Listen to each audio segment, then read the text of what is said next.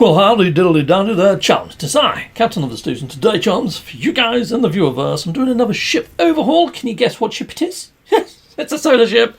Yeah, I'm rather partial to the solar ships. I really like them when all the wings are condensed like this. When they're landed, they look freaking phenomenally awesome, don't they? I mean, that does look lovely. I mean, they still look quite cool with the solar cells out, but I think there should be limited times that the solar cells actually pop out of here. Whoops, I really should have tidied up my inventory before doing this video. But yes, they have got quite a lot of inventory space, and I think they need to have. I think they're okay as an all-rounder ship. I quite like the actual stats the way they are. However, there's a few little tweaks I think should happen with a solar ship.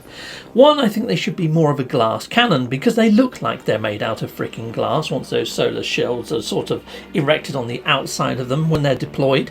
And I think they should only deploy when you come to a complete halt. So yeah, when you're stationary, and when they're out you slowly recharge, solar wise, because they're called a solar ship, but they do fudge all solar wise, don't they? But we get to charging in a moment. So as you're pulsing, I think they should retract when you're going fast. I think they should retract, and I think they should pop out though during combat if you use a new weapon. I think they should have their own weapon called the solar cannon. Yeah, so think of Goku calling down a spirit bomb and charging up. So this is a charging weapon. You hold it down, you charge it up, and then you unleash like a giant freaking mega beam that's sort of like the same diameter as these shields. So if you've got round ones, it's going to be a round beam. If you've got square ones, it's going to be a square beam. That sort of thing. It'd be freaking excellent, wouldn't it? Imagine hitting a freighter with that, just taking out all the storage containers at once, like freaking War Machine. Go, buddy! It's hot! Hook on! Hit my Kamehameha! Hook on! Hit my Kamehameha! Hook on! Hit my Kamehameha! Hook on! Ha! Take that, Wolverine! Or more so, take that freaking freighter, or whatever's in my freaking path. You're going to get annihilated, heck yes. But I think it should be more of a glass cannon thing. So while your actual solar shields are out, and you're charging up or whatever, I think your shields should be half strength. And talking of charging things, your hyperdrive, I think you should be able to use storm crystals to fully charge your hyperdrive. And also, say like all your other things, your pulse drive and things like that, basalt and liquid sun. And to go with that, I think on the actual galactic map, you should have additional filters on the down press. And those down press filter options will allow you to find extreme weather planets. So that'd be pretty darn cool for getting that extreme milestone, and also finding all the storm crystals that you need to charge up your freaking hyperdrive. Excellent.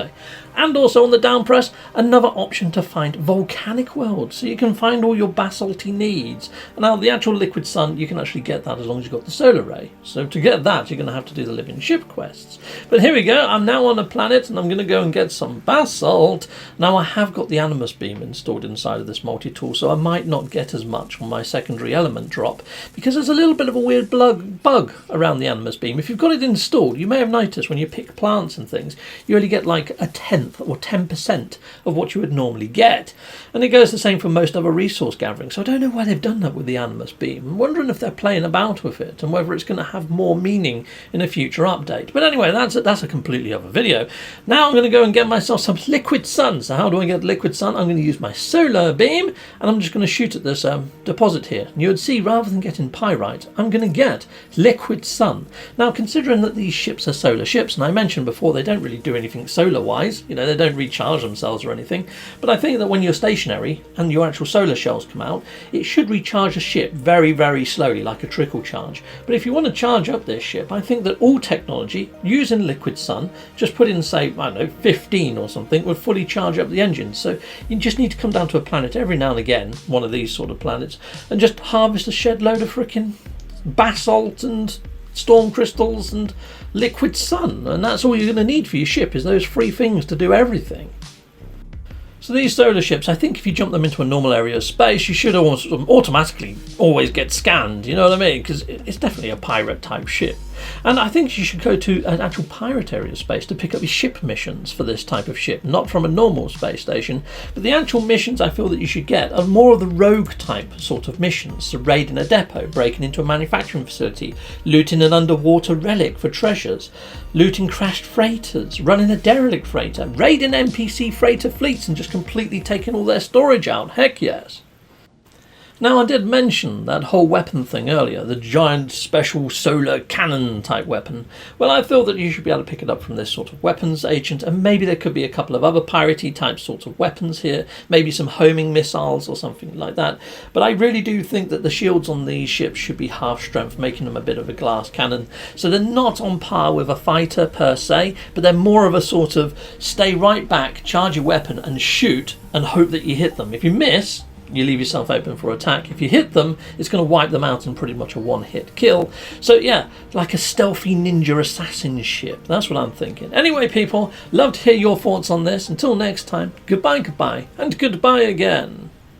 Well, thank you very much for watching. If you like what you see, please hit a like and a subscribe. And I'd like to say a massive, great big thank you to all of my backers over on Patreon and over on YouTube membership. Thanking you, backers. And if you want to support this channel, just don't skip the adverts. That throws revenue down my avenue. Or yeah, just stay with Captain Steve that little bit longer and hit something on this screen. There's merch here now too.